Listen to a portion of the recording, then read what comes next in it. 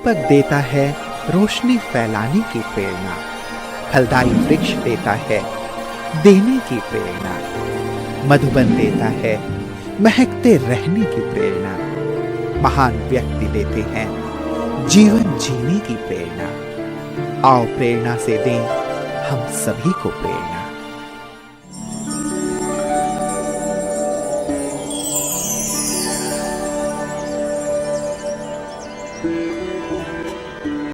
पुणे शहर को महाराष्ट्र की सांस्कृतिक राजधानी माना जाता है। कई प्रसिद्ध शिक्षण संस्थानों की उपस्थिति के कारण इसे पूर्व का ऑक्सफोर्ड भी कहा जाता है। यहाँ बहुत से सूचना प्रौद्योगिकी संस्थान है, इसलिए इसे आईटी हब भी कहा जाता है। चंदन नगर पुणे ब्रह्मा कुमारी संस्था की संचालिका के रूप में आदरणीय अंजलि दीदी जी निमित्त है। दीदी जी का जन्म 1959 में अहमदनगर महाराष्ट्र में एक प्रशासनिक परिवार में हुआ। बचपन से ही आपको समाज सेवा, आध्यात्मिकता, नृत्य एवं खेल कूद में विशेष रुचि थी। आप हर्षित मुक्ता, निर्माणता, निरअहंकारिता, एक्टिव और अलर्ट आदि गुणों से भरपूर है। सत्य की खोज में आपको 1976 में सोलापुर महाराष्ट्र से ईश्वरीय ज्ञान की प्राप्ति हुई। 1979 में आपको संस्था के मुख्यालय माउंट आबू में अव्यक्त बाप दादा से मिलन मनाने का सौभाग्य प्राप्त हुआ। परमात्मा से विशेष वरदान प्राप्त करके तुरंत ही 1979 में आपने अपना जीवन ईश्वरीय सेवा में समर्पित किया। तब से सोलापुर, ठाणे, मुलुंड, मंगलौर, दिल्ली, भोपाल आदि स्थानों पर सेवाएं देते हुए 1981 में बीए एलएलबी की पढ़ाई पूरी करने के बाद पुणे चंदन नगर में स्थायी रूप से आप अपनी सेवाएं दे रही है। जन जन को ईश्वरीय संदेश देते हुए आपने अनेक आध्यात्मिक कार्यक्रमों का सफल आयोजन किया। वर्तमान समय आपके नेतृत्व में 1 सेवा केंद्र, 13 उपसेवा केंद्र, 25 गीता पाठशालाओं में 15 टीचर्स बहनों के सहयोग से 400 से अधिक विद्यार्थी प्रभु पालना का अनुभव कर रहे हैं।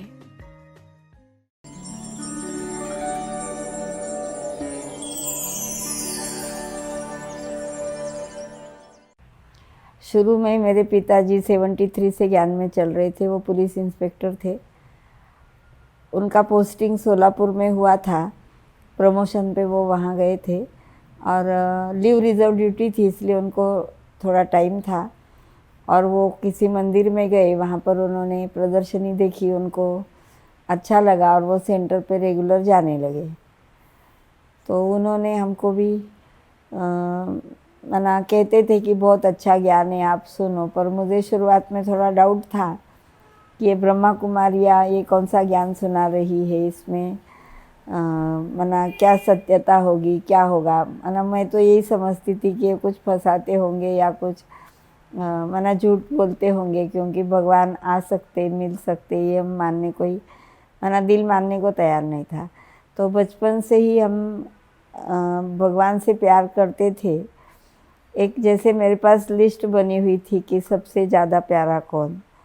तो पहले तो भगवान ही था, जो भी था हम जानते नहीं थे, पर प्यार उसको बहुत करते थे। उसके बाद पिताजी, माताजी, भाई जी, बहनें, फिर दोस्त, ऐसे मैं लिस्ट बना के रखती थी कि इतने सारे मेरे प्यारे व्यक्ति है।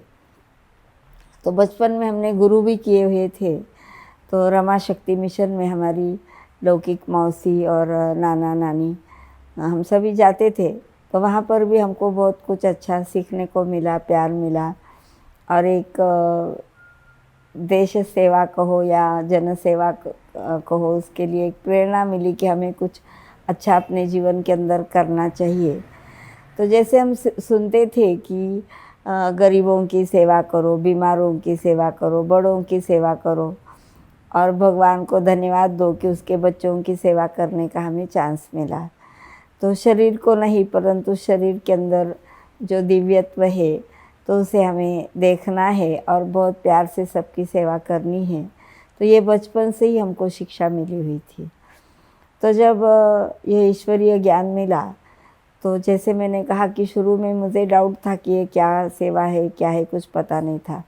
तो इसीलिए हम विद्यालय में जाने से ही मना करते थे पिताजी को कि वो खुद भी ना जाए और हमारा जाने का तो सवाल ही नहीं था।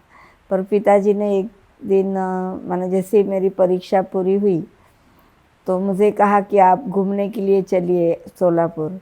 और जैसे हम रात को वहाँ पहुँच गए, सुबह उठने के बाद उन्होंने कहा कि हम घूमने जाएंगे। तो सोलापुर थोड़ा दिखाया, ये मंदिर है, ये थिएटर है, ये फलाना है करते हुए उन्होंने सीधा ही सेंटर पर ले गए। तो सेंटर पर जाने के बाद तो मना शुरुआत में तो कुछ समझ में नहीं आया, पर मना मुझे वहाँ पर जाना पड़ा कंपलसरी, क्योंकि और कुछ भी मैं जानती नहीं थी और सीधा ही हम सेंटर पे चले गए थे। तो मैंने देखा क्या चल रहा है, कैसे क्लास चलती है, क्या होता है। तो इतना कोई बहुत इंटरेस्ट नहीं लगा।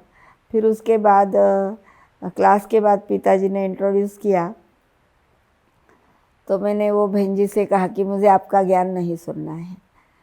तो उन्होंने कहा कि आज आप आए हो, सुन लेना, अगर अच्छा लगे तो दोबारा आना, नहीं अच्छा लगे तो आप नहीं आना, हम कोई आपके घर तो आएंगे नहीं आपको लेने के लिए।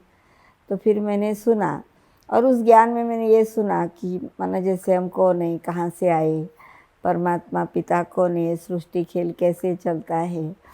तो ये कई बातें हैं जिनके बारे में हमने जानना ज़रूरी है। और हम इतना सब कुछ माना अगर हम कुछ अच्छा करते हैं लेकिन दूसरे भी कुछ अच्छा करते होंगे तो उनसे भी हम अच्छी प्रेरणाएं ले सकते हैं। और इसीलिए हमको देखने में कोई हर्जा नहीं कि कहाँ पर क्या चल रहा है। तो मैं थोड़ी कन्विंस हो गई और फिर मैं घर चली गई। तो पिताजी ने अपने दोस्त के घर में मुझे छोड़ दिया और वो अपने ड्यूटी पर चले गए।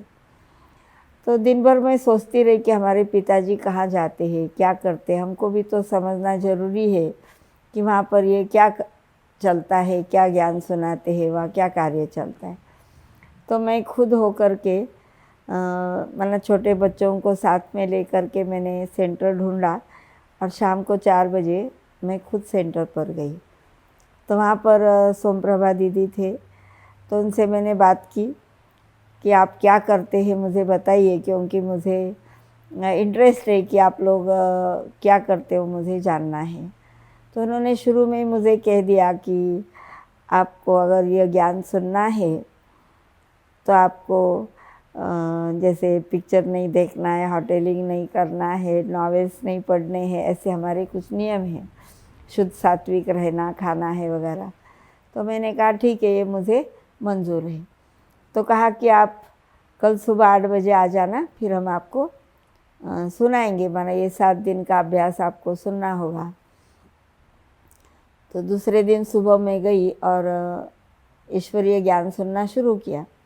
तो जब मैंने आत्मा का ज्ञान सुना तो मुझे माना ये बात सत्य लगी और मैंने महसूस किया कि सचमुच हम तो आत्मा है और ये शरीर विनाशी है लेकिन हम अविनाशी आत्माएं हैं।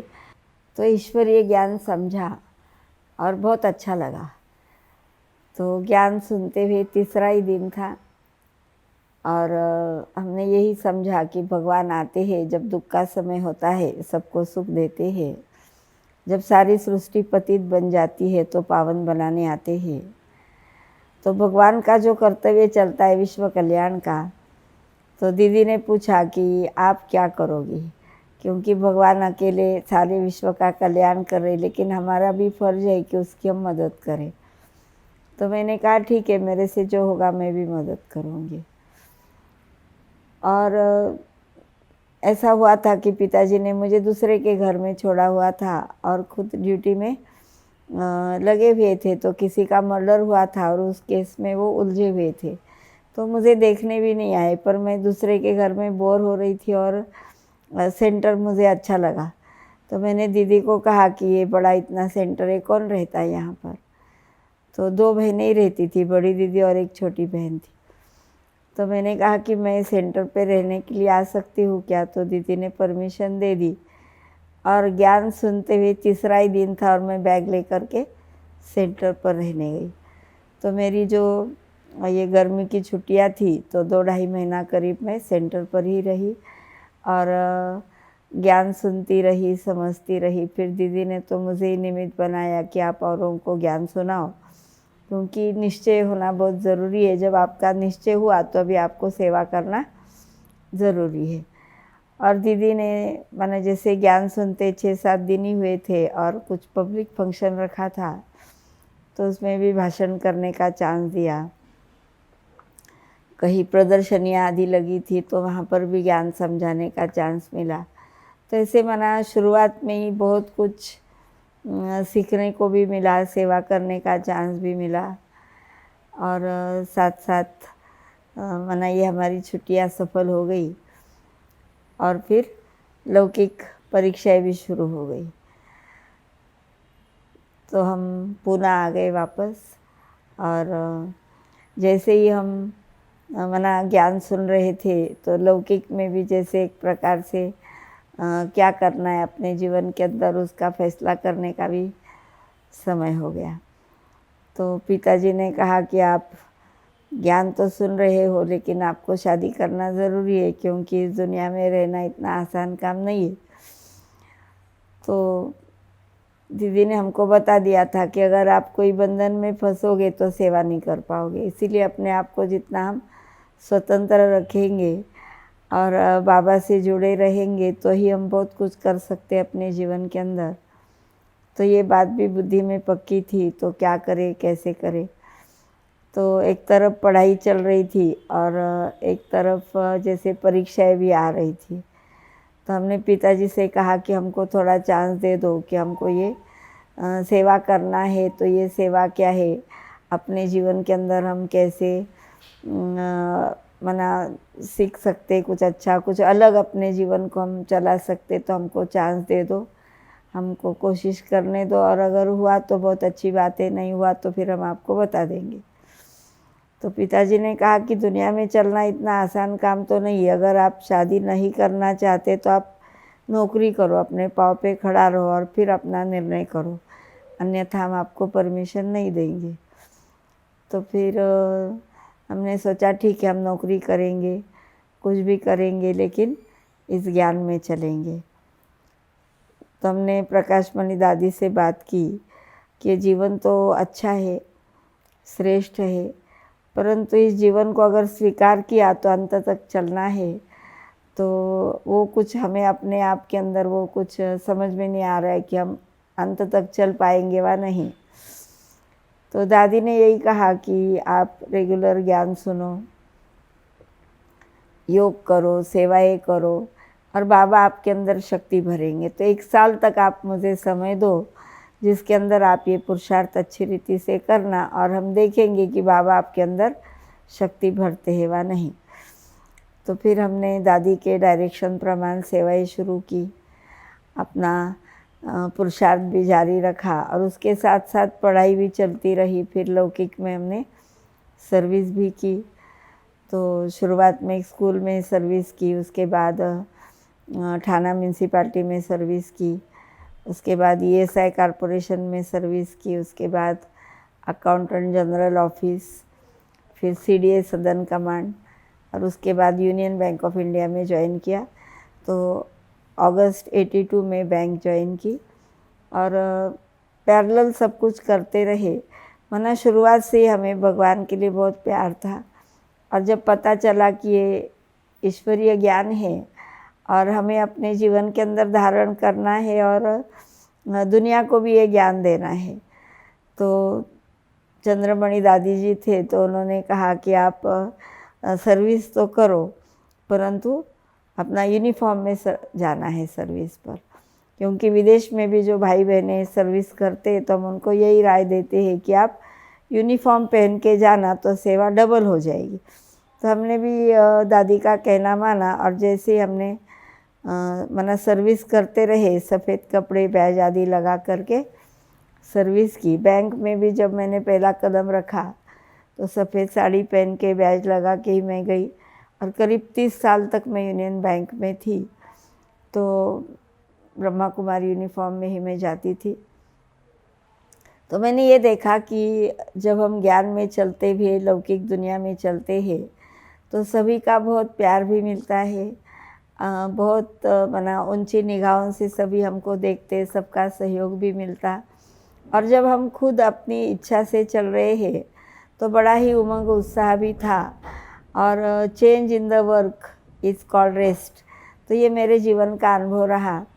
क्योंकि हर प्रकार से माना आज भी मुझे ये इंटरेस्ट होता है कि मैं सभी बातें सीखूं, तो कोई भी बात में पीछे रहना मुझे पसंद नहीं है।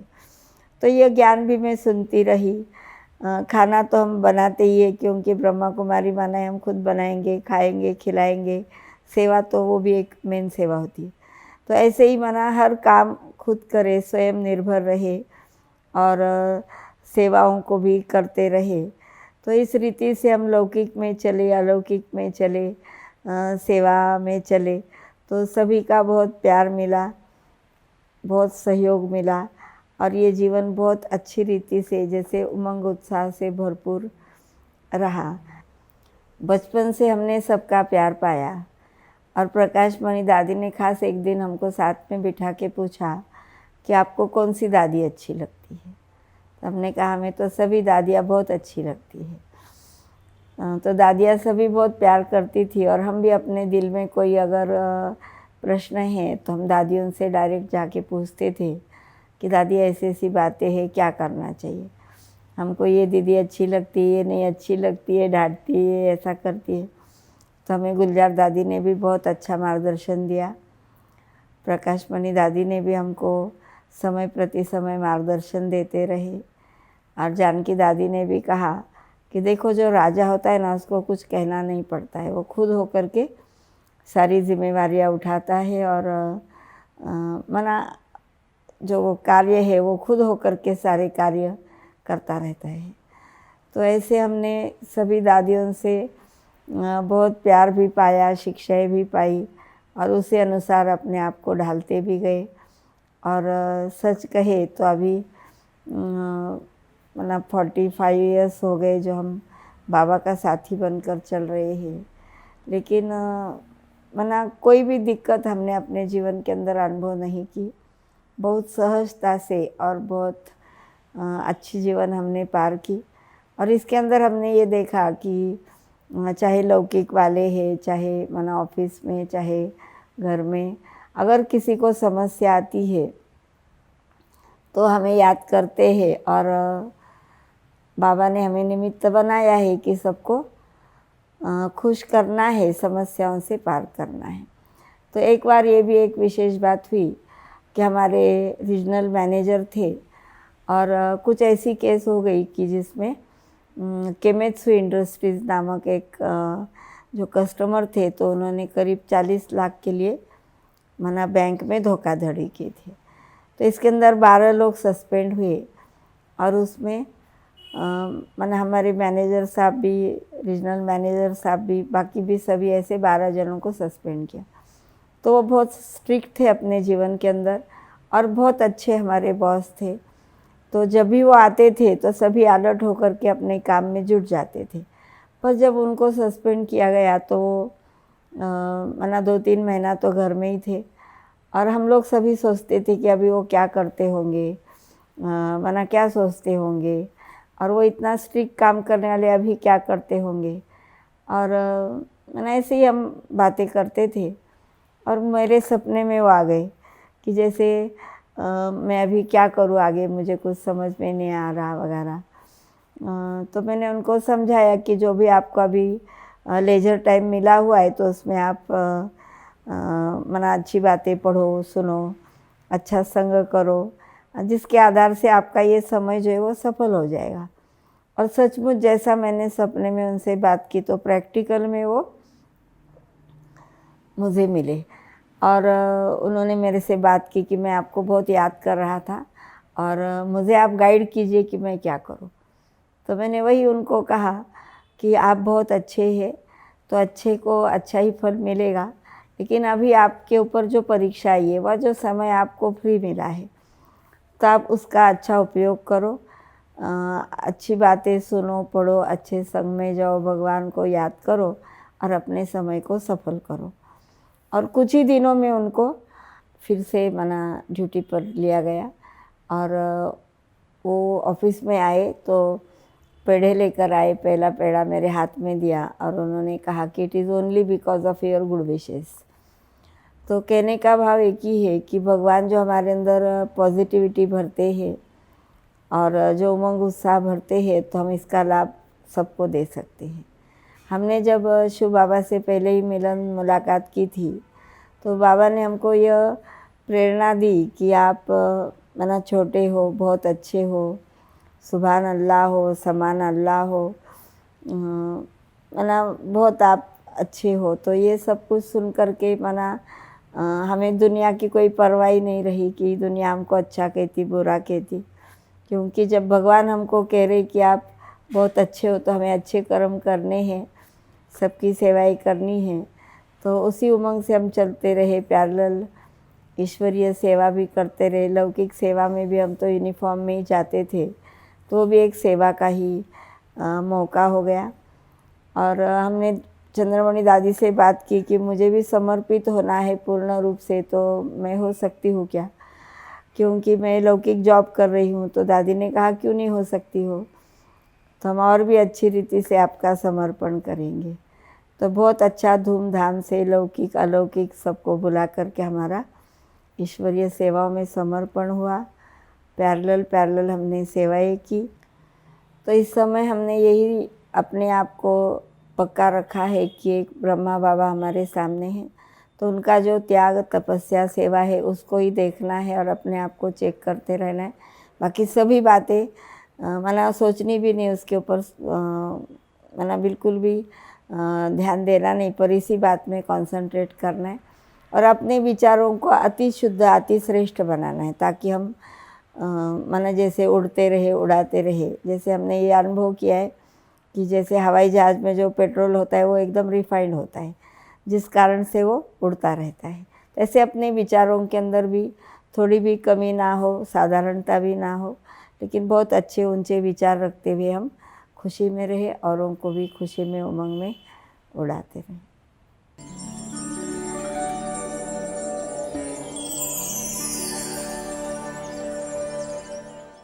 दीदी के बारे में मुझे यह विशेषता लगती है कि हम जब कभी भी कुछ प्रोग्राम के बारे में बोलते हैं कि यह प्रोग्राम हमें करना है, तो दीदी का हर वक्त उसमें पॉजिटिव थिंकिंग रहता है। और उनकी और एक विशेषता है कि जब कभी भी वो मुरली सुनाती है, तब मुरली में वो हर वक्त वो अलग अलग तरीके के उदाहरण देती है। तो उदाहरण के तरीके से वो मुरली जल्दी समझ में आती है। एक तो उनकी नेचर बहुत सरल है, सीधी है और एडजस्टिव है। मना कैसा भी व्यक्ति हो उनके साथ रह सकता है। सबको प्यार से पालना देती है और जो है कि सबको समझाती भी रहती है, कोई भी समस्या है तो उसका हल भी करते हैं। और अंजलि दीदी सेवा में भी बहुत ही परफेक्ट है। तो दीदी में एक जो गुण मैंने देखा वो है निरहंकारिता। दीदी के पास मतलब ये कलयुग के अंत में मतलब इतना सब कुछ है, लेकिन दीदी को थोड़ा भी एक अहंकार नहीं है कि इतने बड़े वो सेंटर संभालते हैं और सभी भाइयों को मतलब कोई भी आत्मा कैसी भी हो, किसी भी लेवल की आत्मा हो, वो सबको जैसे बाबा ने बताया है कि निरहंकारी, वो गुण मैंने उनमें देखा है और उनसे वो बहुत कुछ सीखने जैसा है।